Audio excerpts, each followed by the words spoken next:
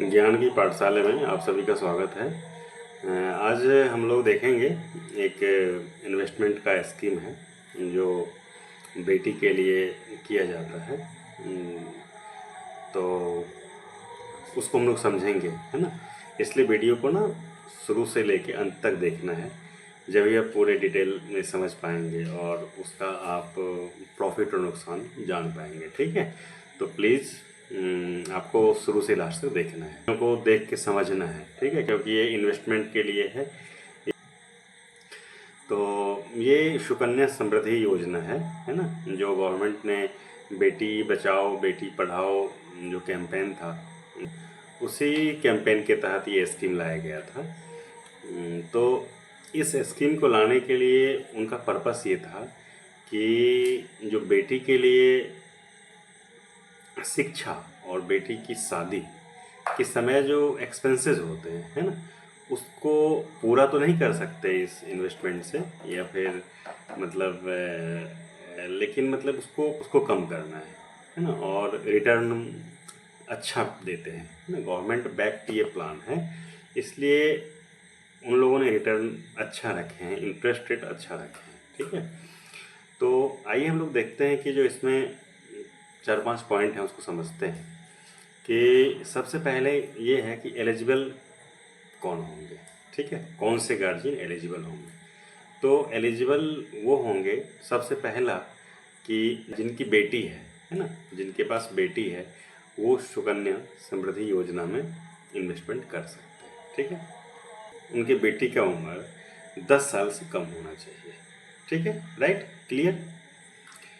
उसके बाद ये है जो अकाउंट कहाँ ओपन करना है ना।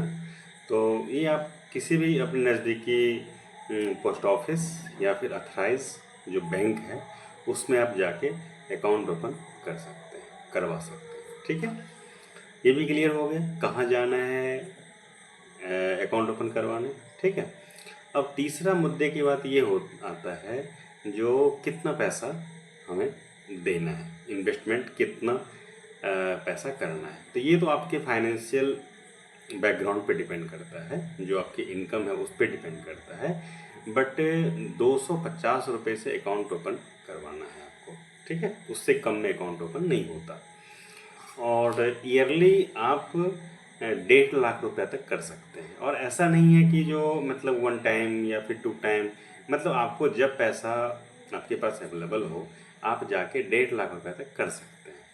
ठीक है, राइट, ये मतलब मैक्सिमम है, उसका जो अपर लिमिट है ना वो है 1.5 लाख रुपए। ओके, तो ये सबसे बहुत अच्छा स्कीम है। इसमें बहुत फ्लेक्सिबल है पैसा देने के लिए, जिसमें मतलब ये है कि आपको ये नहीं बताना पड़े, ये नहीं मतलब करना है जो हमको 1 टाइम ही करना है 2 टाइम ही करना है। ठीक है, तो ये चीज़ मुझे इसकी अच्छी लगती है। ठीक है, और तीसरी बात है कि जो मैक्सिमम डिपॉजिट, ये समझ में आ गया, मिनिमम डिपॉजिट आ गया। मिनिमम 250 रुपये, मैक्सिमम 1.5 लाख रुपए। और एक चीज़ और ध्यान देने वाली बात है कि जो इसमें जो कभी भी आप पैसा जमा जो करेंगे, डिपॉजिट करेंगे, वो करेंगे आप 50 के मल्टीपल में, 50, 100, 150, 200, राइट। 175 रुपये मत कभी कीजिएगा। ठीक है, तो 50 के मल्टीपल में इन्वेस्टमेंट अमाउंट होना चाहिए, राइट। अब बात यह आती कि मैं उसमें अपने जो अकाउंट है SSY का, SSY इसको हम शॉर्ट फॉर्म में बोलते हैं, सुकन्या समृद्धि योजना को।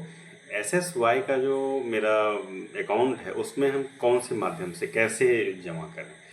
तो इसमें देखिए दोनों तरह माध्यम है जमा करने का, ऑफलाइन और ऑनलाइन। ठीक है, तो ऑफलाइन में ये है कि आप बैंक जाएं या पोस्ट ऑफिस जाएं, संबंधित जहां आपका अकाउंट है आप वहां जमा करें और लाइन में लग के। ठीक है, ये परेशानी होती है। लेकिन ऑनलाइन में ये है कि यदि आप नेट बैंकिंग यूज़ करते हैं तो आप नेट बैंकिंग के माध्यम से आप एक फिक्स डेट में या फिर जब भी आप जमा करना है आप कर सकते हैं। ठीक है, तो मेरे समझ से आप ऑनलाइन बैंकिंग को ही प्रेफर कीजिए, क्योंकि ये ऑनलाइन बैंकिंग एक डिसिप्लिन वे में इन्वेस्टमेंट के लिए अच्छा माना जाता है। ठीक है, तो इसलिए उसको मैं प्रेफर करता हूँ। ठीक, उसके बाद ये है कि टेन्योर इसका कितना होता है। तो आपके अकाउंट ओपनिंग के डेट से लेके 21 ईयर तक इसका मैच्योरिटी टेन्योर होता है, ठीक है। उतना 21 साल इसको लगता है, ठीक है। उसके बीच में भी आप पैसा निकाल सकते हैं, ठीक है। तो उसके बीच में ये होता है कि पार्शियल विड्रॉल फैसिलिटी जिसको हम बोलते हैं, तो उसमें ये है जो आप 50% ही पैसा निकाल सकते हैं, राइट। यदि आपकी बेटी 18 साल की हो गई, आप उसका कहीं मैरिज कर रहे हैं, तो फिर उसमें उस सिचुएशन में आपको पैसा 50% मिलेगा, ठीक है। और दूसरी बात ये है कि यदि हायर एजुकेशन के लिए यदि आपको पैसा लग रहे हैं, तो आप लीगल रीजन दे के ले सकते हैं पैसा, राइट। उसके बाद ये है जो इसमें सबसे जो इसको इस प्लान को अट्रैक्टिव बनाता है वो है टैक्स बेनिफिट। जितना पैसा आप डिपॉजिट कर रहे हैं उस पर भी आपको टैक्स रिबेट मिल जाता है, और जो आपको इंटरेस्ट अमाउंट जो आपको ब्याज के रूप में मिलता है, पैसा जो अर्न वहाँ से करते हैं प्रॉफिट, वो भी टैक्स फ्री होता है, उसमें भी किसी प्रकार का टैक्स नहीं लगता है, राइट। तो ये बहुत ही अच्छा गवर्नमेंट का स्कीम है कि इसमें भाई साहब टैक्स फ्री कर दिए हैं बिल्कुल, ठीक है। तो ये मुझे सबसे अच्छा लगता है इसका यही स्कीम। और एक जो स्कीम में जो दिया है फ्लेक्सिबल विड्रॉल फैसिलिटी नहीं दिया है उसमें, जो कि इन्वेस्टमेंट के दृष्टिकोण से बहुत अच्छा है, ठीक है। और दूसरा चीज़ ये है कि ये अकाउंट ट्रांसफरेबल है, कहीं भी आप यदि आप अपने जॉब के अकॉर्डिंग या फिर अपने सुविधा के अकॉर्डिंग यदि आप अपना जगह चेंज करते हैं और चाहें कि जो मैं अपना अकाउंट चेंज कर लूँ, मतलब अकाउंट का ब्रांच चेंज करूँ, तो आप इजीली ट्रांसफ़र कर सकते हैं, राइट। और प्री मैच्योर क्लोजिंग भी आप कर सकते हैं यदि, मतलब उसमें दो सिचुएशन में ऐसा होता है प्री मैच्योर क्लोजिंग।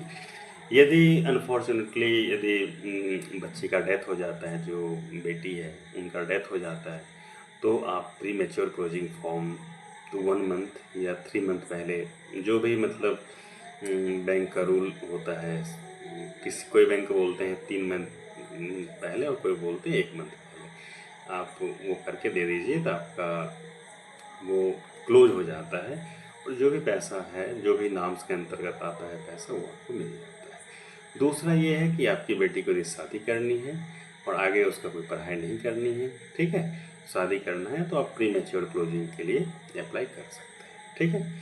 तो ये मुझे इस योजना का दो बहुत अच्छा चीज़ है, जो एक तो गवर्नमेंट, हाँ एक और चीज़ इसमें, अभी जो गवर्नमेंट का प्रेजेंटली जो रेट ऑफ इंटरेस्ट है उसमें 8.2% है, जो कि इस मतलब बहुत अच्छा है। कंपाउंड यदि आप कैलकुलेट करेंगे तो लगभग 21 साल में पैसा आपका 3 गुना हो जाएगा, है ना, बहुत अच्छा।